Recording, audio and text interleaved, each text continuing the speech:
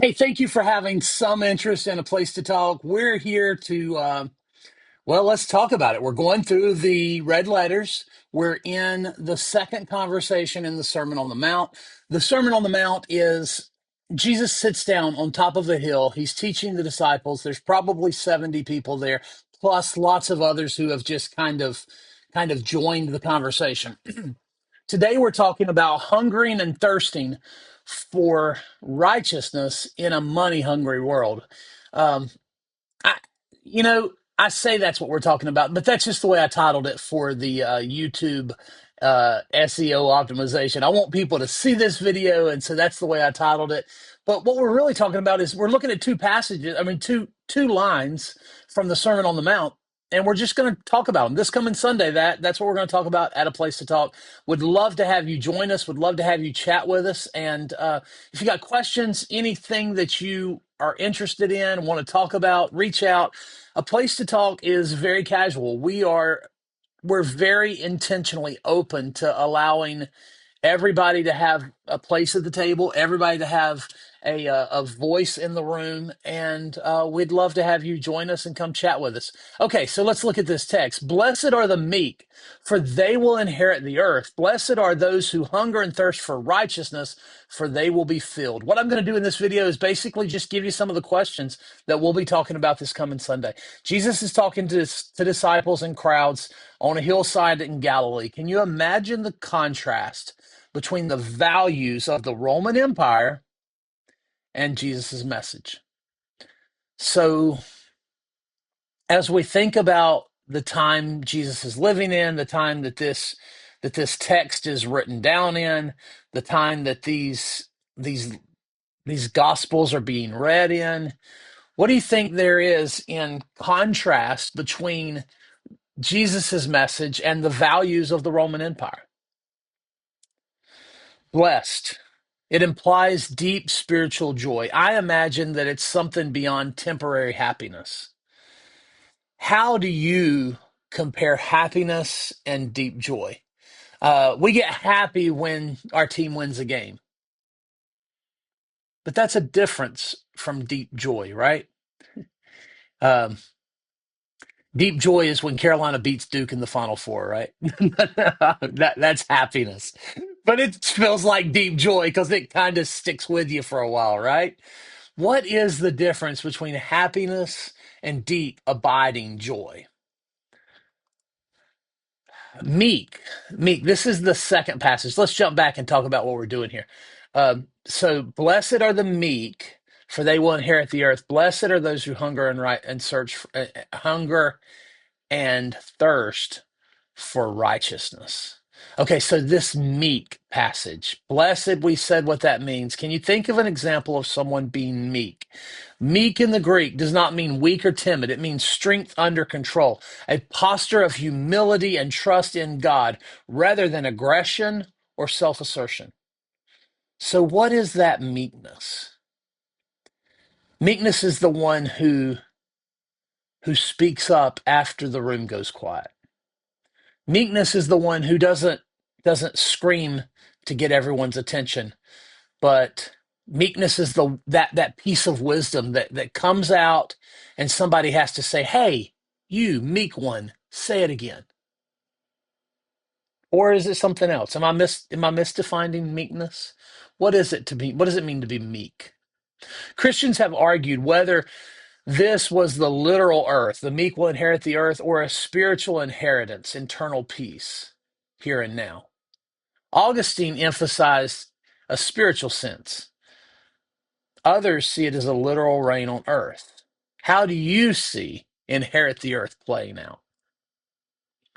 Hunger and thirst for righteousness and be filled. I was talking to a friend the other night about liberation theology versus Reformation theology, social and ethical justice versus justification by faith.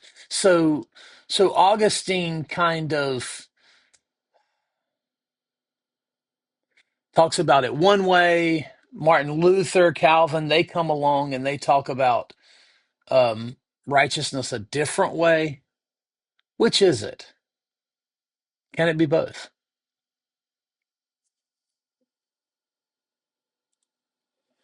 Historically, and there's been historical and modern discussions of the Beatitudes. The early church read it as ethics of the kingdom, an alternative to Roman power and worldly success. Medieval theology, Aquinas,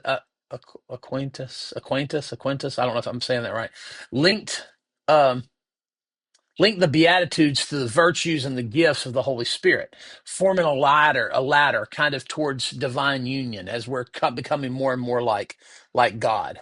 Luther and Calvin emphasized grace. They described these blessings as describing those that are transformed by faith, not something that you earned, not merit. Modern theology, I don't know if I would really call it modern theology. I mean, it was liberation theology to the slaves in Egypt. Um, but anyway, liberation theology see these as revolutionary, aligning with Jesus with the oppressed. We like to say that you always find Jesus on the side of the victim or on the side of the oppressed. Bonhoeffer in The Cost of Discipleship viewed them as the marks of genuine discipleship in a world hostile to Christ. If you had to appreciate each, in other words, if you had to go through and say, okay, I can see where the early church came from, I can see where medieval theology came from, I can see where the Reformation got their ideas, I can see where liberation theology lines up. If you had to kind of look at and validate each of these different ideas, how would you do it? If you had to appreciate people on every side of the aisle, how would you appreciate what that they're bringing to the table? What have we learned throughout history as we think about these things? You know what? Maybe you want to say, I don't like this or I don't like that. That's okay too. At a place to talk, you're welcome to say, "Hey, I don't like that." I might always push you towards trying to hear it from the other person's point of view, but at the same time, there are going to be people that just you say, I just don't agree with that," and that's okay. What does meekness look like in a culture like America that totally rewards self promotion? I mean, I do a lot of self promotion. I'm on YouTube and TikTok and Twitter or X or whatever they call it these days, LinkedIn. I'm always promoting myself and my business. What does meekness look like when self promotion is kind of a necessary part of our life or our business? Do you see meekness as a strength or a weakness? And how do you think Jesus would define it? Maybe you would define meekness totally differently than I have so far, and that's okay. I'd love to hear your opinion, your thoughts. How does inheriting the earth challenge success and ownership when we see inheritance as subordinate to earning? Sometimes we say, "Oh, he's wealthy, but he inherited it. He was given it." Um, as opposed to he earned it. He kind of gained it on his own. How does that impact our thoughts and our thinking?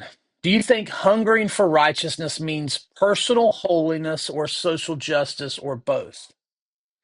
What does it mean to hunger for righteousness? Does it mean we're hungering for everyone to have a place at the table, for everyone to be treated right, for everyone to be loved and cared for? Or does it mean um, something more personal, inward about how we develop our own life? What happens when our hunger for righteousness is dulled, spiritually or socially? Do you know anyone who truly hungers for righteousness? Do you ever find yourself wanting to hunger for righteousness more? If you know someone who truly hungers for righteousness, are you skeptical of their their words or their lifestyle or the way they talk?